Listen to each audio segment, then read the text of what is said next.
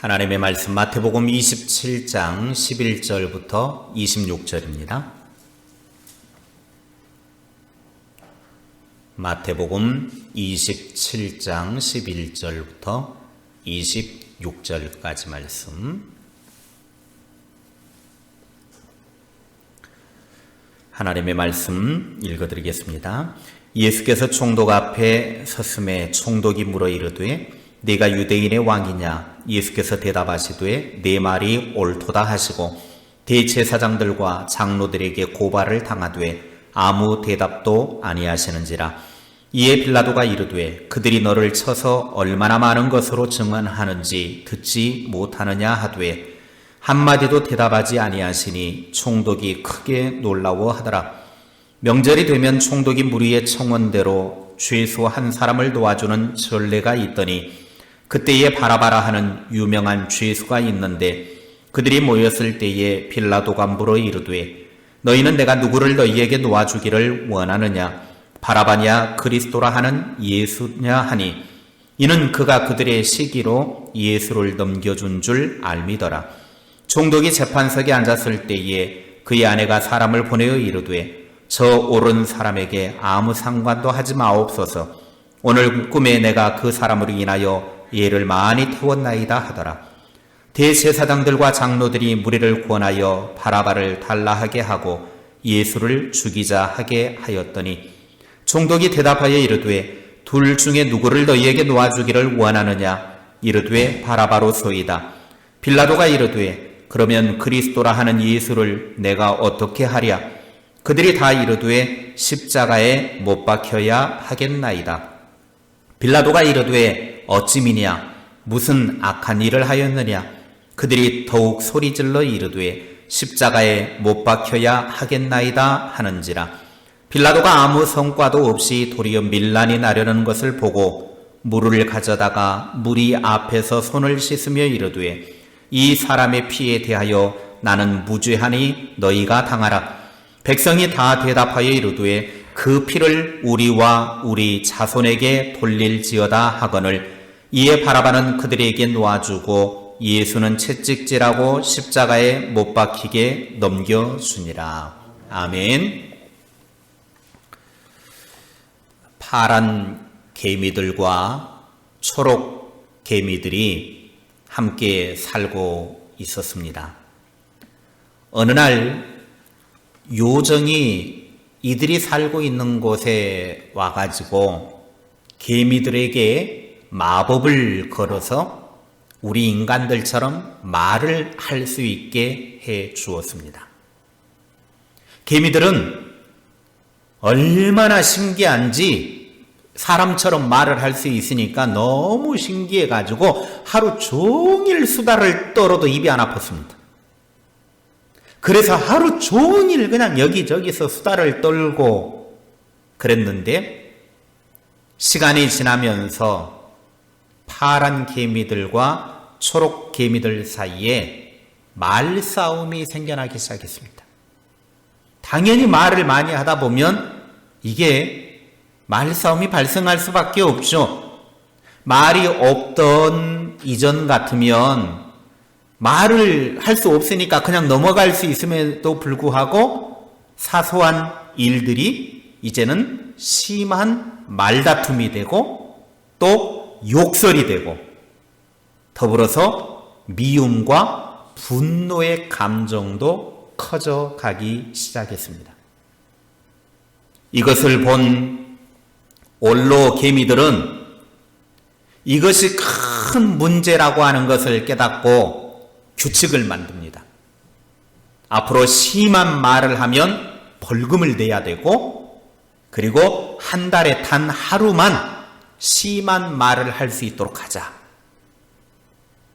그런데 개미들은 원로들의 말을 무시하고 원로 개미들을 잡아서 감옥에 가둬버렸습니다. 급기야 파란 개미들과 초록 개미들 사이에서 말싸움이 이제는 심해져서 결국은 전쟁이 벌어지고 말았습니다.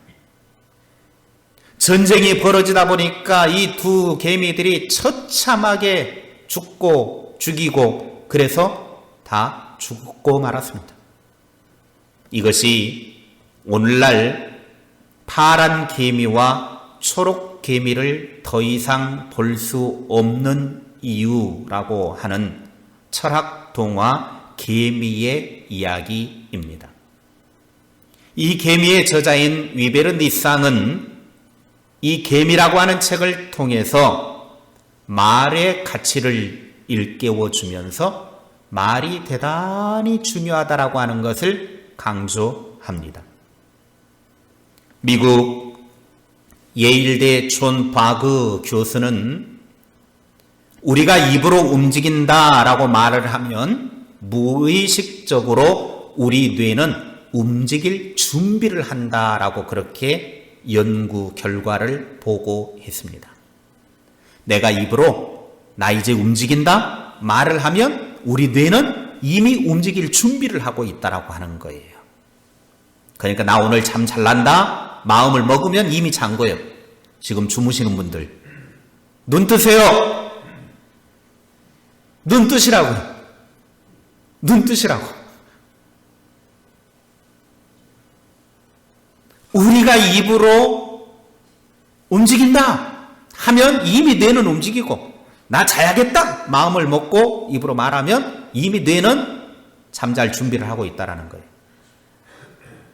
서울대 곽금주 교수도 똑같은 이야기를 합니다. 언어는 행동을 지배한다.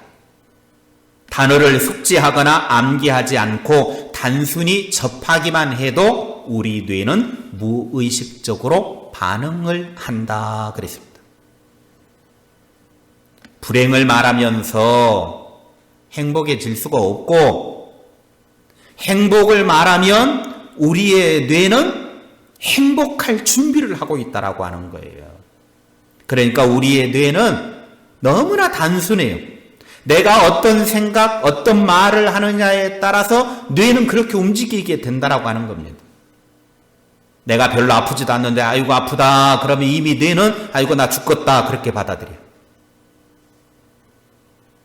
그러니까 아이고 죽겠네 그런 말을 하면 안 돼요. 아무리 죽겠어도 아이고 살겠네. 그러면 뇌는 몸이 아프긴 아픈데 살만한가 보다 하고 벌써 뇌에서는 살 생각을 하고 있더라고 하는 거예요. 아이고 죽겠네 하지 마시고 아이고 살겠네 그래. 우리의 말은 뇌에 자극을 주어서 몸의 행동과 생각을 지배합니다. 그래서 말은 내 자신뿐만 아니라 다른 사람의 행복을 결정짓게 됩니다. 예수님께서 빌라도 총독 앞에 끌려와서 신문을 받습니다. 당시의 고발자들의 말에 예수님은 한마디의 변론을 하지 않습니다. 명절이 되면 특별 사면 조치가 있어서 군중들이 요구를 하면 총독은 그 사람이 누가 되었든지 간에 죄수 중 하나를 놓아주는 관례가 있었습니다. 그때 바라바라고 하는 아주 악명 높은 죄수가 있었습니다. 빌라도는 명절날 아침에 관자 앞에 모여든 수많은 군중들에게 물었습니다. 자, 이제 명절이 되면 사면 조치를 해야 되는데 내가 누구를 놓아주기를 바라느냐? 바라바이냐? 아니면 그리스도라 하는 예수냐? 빌라도는 백성 사이에서 예수를 존경하는 자가 많아지자 유대 지도자들이 시기하여 예수를 붙잡아온 것을 알고서 이렇게 백성들에게 묻고 자연스럽게 예수를 풀어주려고 하는 의도 가지고 물었습니다. 그때 빌라도의 아내가 사람을 보내가지고 어젯밤에 꿈에 예수가 나타났는데 꿈자리가 너무 사납더라. 그러니 의로운 저 예수라는 사람에게 아무 상관도 하지 말고 풀어줘라. 그렇게 통보를 했습니다. 빌라도 총독은 할 수만 있으면 예수를 사면하려고 노력을 했지만 대제사장과 장로들은 군중들에게 바라바를 놓아주고 예수님을 죽이도록 선동했습니다. 그래서 군중들은 예수를 십자가에 못 박아 죽이고 바라바를 살려달라고 소리를 질렀습니다. 빌라도가 다시 한번 무리들에게 묻습니다. 도대체 예수의 제목이 뭐냐? 도대체 예수가 무슨 악한 일을 저질렀기에 죽이라고 그렇게 요구를 하느냐? 그러자 군중들은 이제 발악을 하면서 예수를 십자가에 못 박아라 외칩니다. 그래서 빌라도 총독은 밀란이 일어나면 자기는 로마에서 파견되어진 총독이기 때문에 자기 총독 자리가 잘릴 수가 있어서 밀란이 일어나면 안 되니까 군중들이 보는 앞에서 물을 가져다가 손을 씻으면서 하는 말이 나는 이 사람 예수의 피에 대해서 책임이 없다. 책임은 당신들이 지시오. 그러자 군중들은 그 사람 예수의 피에 대한 책임은 우리와 우리 자손들이 지겠습니다 하고 소리를 질렀습니다. 결국 흉악한 죄인 바라바는 사면을 하고 예수는 채찍질하고 십자가에 못 박아 죽도록 넘겨주었습니다. 우리는 이 무리들 군중들의 말에 주목할 필요가 있습니다. 말은 함부로 해서는 안 돼요. 한번 따라합시다. 말은 함부로 하지 말자. 말을 어떻게 하지 말자고요? 함부로 하지 말아야 돼요. 불과 5일 전까지만 해도 예수님이 어린 나귀를 타고 예루살렘에 입성할 때에 얼마나 많은 사람들이 열렬히 환호를 했습니까? 호산나 호산나 다윗의 자손 예수여 유대인의 왕으로 오신 예수여 하면서 얼마나 환호를 했습니까? 그런데 이제 그 예수를 십자가에 못 박아 죽이라고 성난 짐승들 마냥 외치고 있습니다. 더구나 죄 없는 예수에 대해서 예수의 피를 자신들과 자신들의 자손들에게 돌려라 그렇게 말을 합니다. 이건 너무 위험한 말이에요. 이 말이 어떠한 파급 효과를 가져오는지 알지 못하고 그들은 그냥 하는 말이 그들의 이 말은 역사적으로 보았을 때 크게 4가지의 결과를 가져다 주었습니다. 주후 70년에 로마 군에 의해서 예루살렘이 철저하게 멸망을 당합니다. 그리고 유대인들은 약 2000년간 나라 없는 민족으로 떠돌이의 삶을 살게 됩니다. 600만 명이라고 하는 유대인들이 히틀러에게 학살을 당합니다.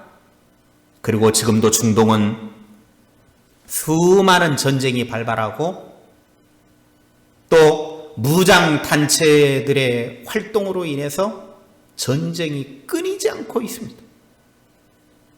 계속해서 전쟁이 발생하는 곳, 그것이 바로 중동 지역입니다. 결국에는 그들이 말한 대로 예수의 피로 인해서 자신들과 유대인들의 자손 대대로 그의 핏값을 치룬 것입니다. 말을 함부로 했다가 자손 대대로 핏값 치르고 있습니다. 후손들은 조상들의 함부로 뱉은 말 때문에 무슨 이유인지도 모르고 그렇게 예수의 핏값을 후손들이 지불하고 있더라고 하는 거예요. 말에는 위력이 있습니다. 그렇기 때문에 말은 중요합니다. 감정이 상했다고 감정적으로 함부로 말을 해서는 안 돼요. 말에 얼마나 위력이 있는지 예수님은 그 위력을 이렇게 말씀하셨습니다. 마가복음 11장 23절입니다. 함께 읽겠습니다. 내가 진실로 너희에게 이르노니 누구든지 이 산더러 들리어 바다에 던져지라 하며 그 말하는 것이 이루어질 줄 믿고 마음에 의심하지 아니하면 그대로 되리라. 아멘. 우리가 말을 하면 말한 그대로 된다고 예수님 말씀하셨어요. 그 말하는 것이 이룰 줄로 믿고 마음에 의심하지 않으면, 따라합시다. 그대로 된다. 말한 대로 된다라는 거예요. 기도하는 것만 그대로 되는 것이 아니라 내가 말하는 것도 그대로 된다라는 거예요. 기도만 중요하고 말은 중요하지 않기 때문에 함부로 말을 해도 된다라고 하는 것이 아니에요. 기도는 믿음으로 하지만 말은 불신앙적으로 한다고 하면 우리의 기도는 그거 다 잘못된 것입니다. 그래서 우리의 일상의 언어는 기도하는 것만큼 중요해요. 기도도 하나님이 들으시지만 내가 말한 것도 그대로 이루시는 하나님이시기 때문에 그렇습니다. 바울을 보십시오. 로마로 호송되는 과정 속에서 유라굴로 풍랑을 만나게 됩니다. 그때 풍랑 앞에서 바울이 담대하게 선포합니다. 사도행전 27장 23절부터 26절입니다. 내가 속한 바 곧 내가 섬기는 하나님의 사자가 어젯밤에 내 곁에 서서 말하되 바울아 두려워하지 말라. 네가 가이사 앞에 서야 하겠고 또 하나님께서 너와 함께 항해하는 자를 다 네게 주셨다 하였으니 그러므로 여러분이 안심하라. 나는 내게 말씀하신 그대로 되리라고 하나님을 믿노라. 그런즉 우리가 반드시 한 섬에 걸리리라 하더라. 아멘.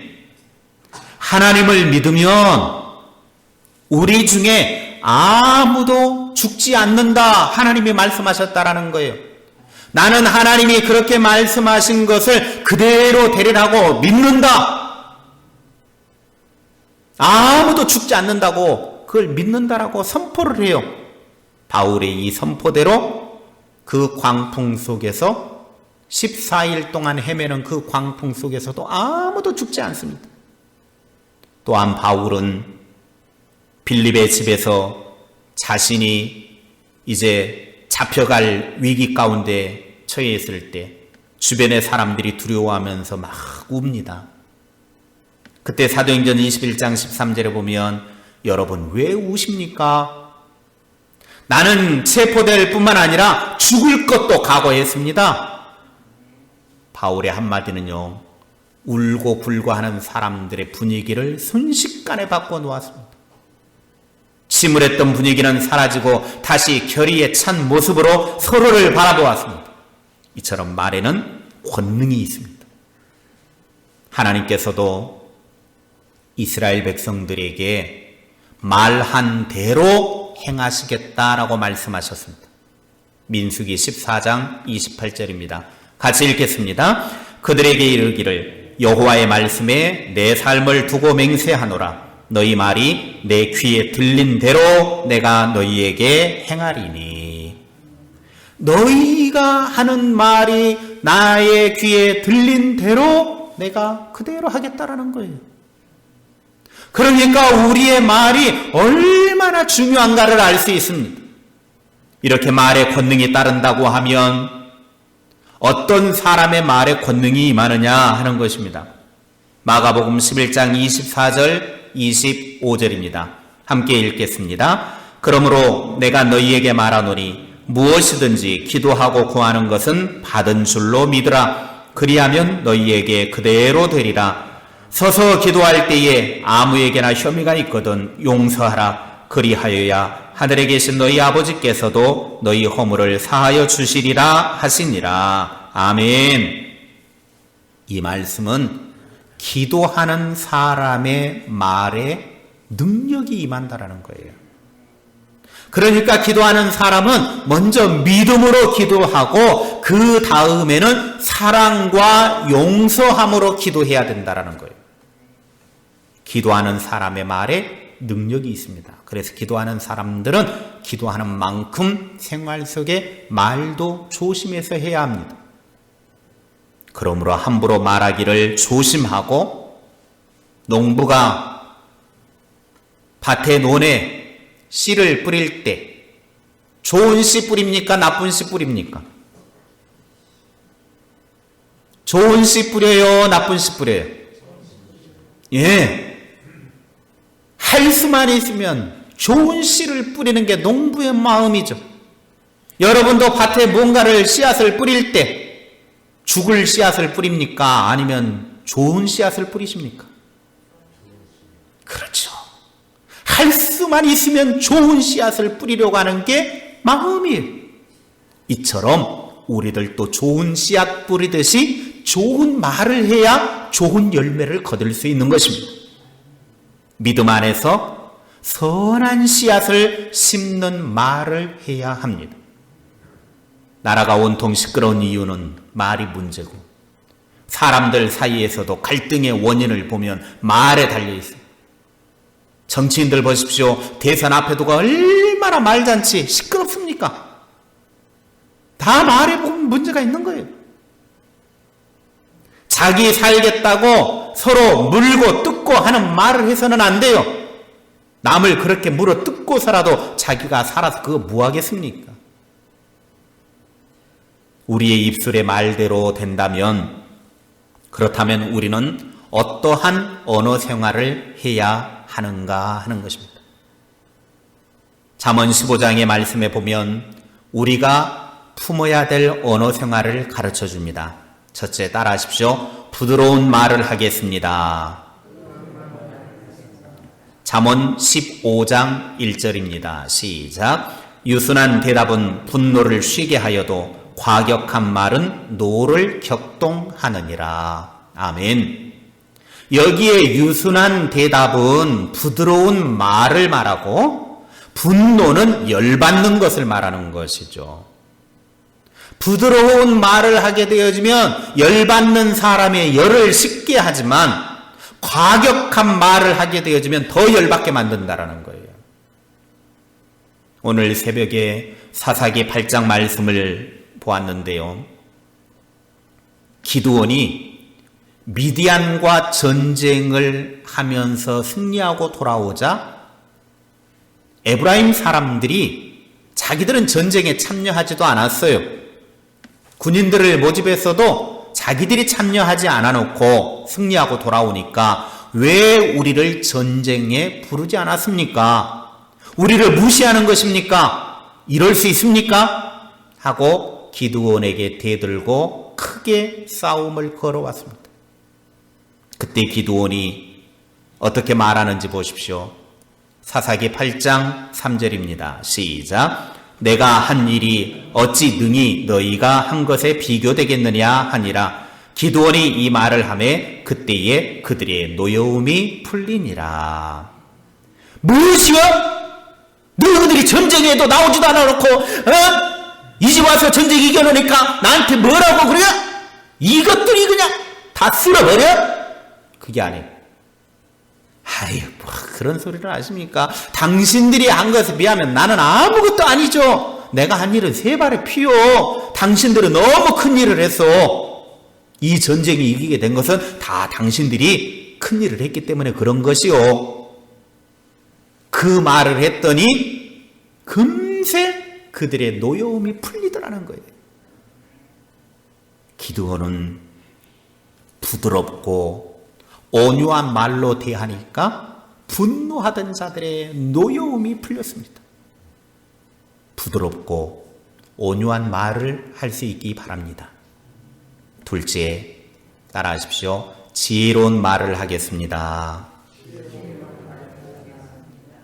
잠언 15장 2절입니다. 같이 읽겠습니다. 지혜 있는 자의 혀는 지식을 선히 베풀고 미련한 자의 입은 미련한 것을 쏟느니라. 아멘. 지혜로운 말은 지식을 베풀어 개인과 공동체에 유익을 줘요. 두 사람 이상이 모이게 되어지면 의견을 나누게 되잖아요. 의견이 하나가 되기 위해서는 지혜로운 말이 필요해요. 지혜로운 말은 서로의 마음을 열어주는 거죠. 분쟁을 피하게 하고 없는 길을 열어주는 게 지혜로운 말이에요.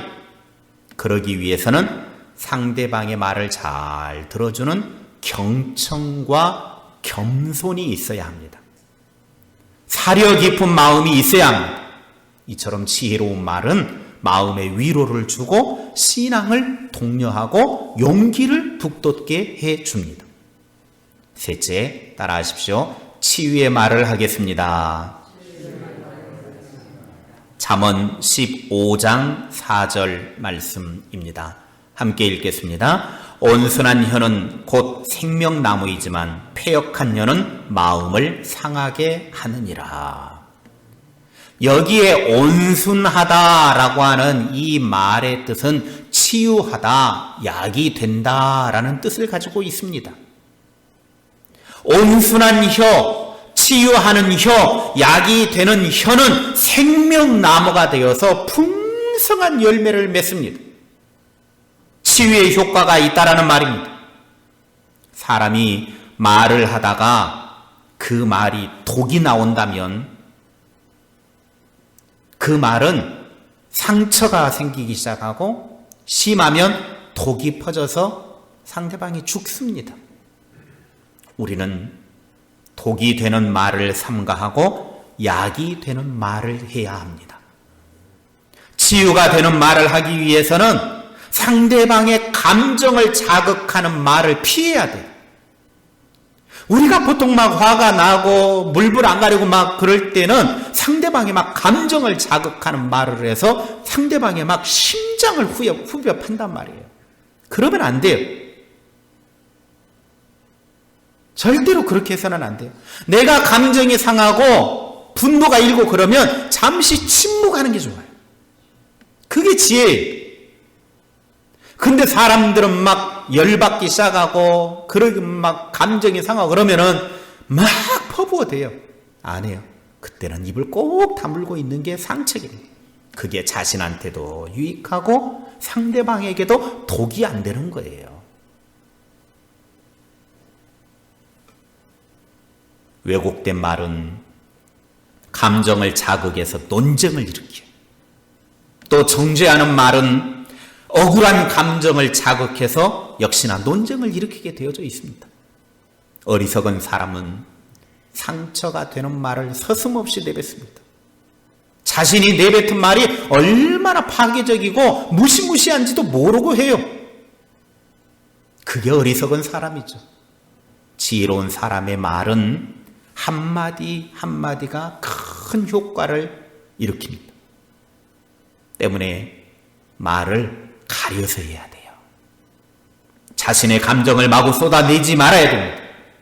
치유가 되는 말을 하기 위해 우리는 노력을 해야 돼요. 하나님은 우리가 서로 치유하는 자가 되기를 원하십니다. 우리의 말을 통해서 다른 사람이 치유되기를 원하신다는 거예요. 우리의 입술의 말이 생명나무와 같이 다른 사람을 치유하고 약이 되는 그런 입술이 될 수 있기를 바랍니다. 미국의 시인 제퍼스가 이런 말에 대해서 이렇게 이야기를 했습니다. 이 말을 읽고 말씀을 마치겠습니다. 한마디의 말이 날카로운 칼이 되기도 하고 혹은 솜처럼 따뜻하고 부드럽기도 하다. 어느 쪽을 택할 것인지는 우리의 마음에 달려 있다. 기도하겠습니다. 하나님 아버지, 우리의 입술에 말이 얼마나 능력이 있는지 말한 대로 된다고 성경은 끊임없이 말씀하고 있습니다. 유대인들은 예수를 십자가에 매달라고 하면서 예수의 피를 우리와 우리 자손들에게 돌려라. 그래서 유대인들의 후손들은 끊임없이 예수의 핏값을 치르고 있습니다. 오늘 우리들도 우리의 입술의 말이 얼마나 능력 있는가를 깨달아 알고 우리의 입술의 말이 하나님 앞에 복 있는 언어 생활 되게 하여 주시옵소서. 우리의 입술을 통해서 부드러운 말이 나오게 하여 주시고 지혜로운 말을 하게 하여 주시고 치유의 말을 할 수 있는 그런 언어 생활이 될 수 있도록 은혜 베풀어 주시옵소서. 그래서 우리의 입술의 말을 통해서 상처 입고 고통당하는 자들이 위로받고 소망을 얻고 힘이 되고 소생케 되어지는 은총을 누리게 하옵소서. 예수님의 이름으로 기도하옵나이다. 아멘.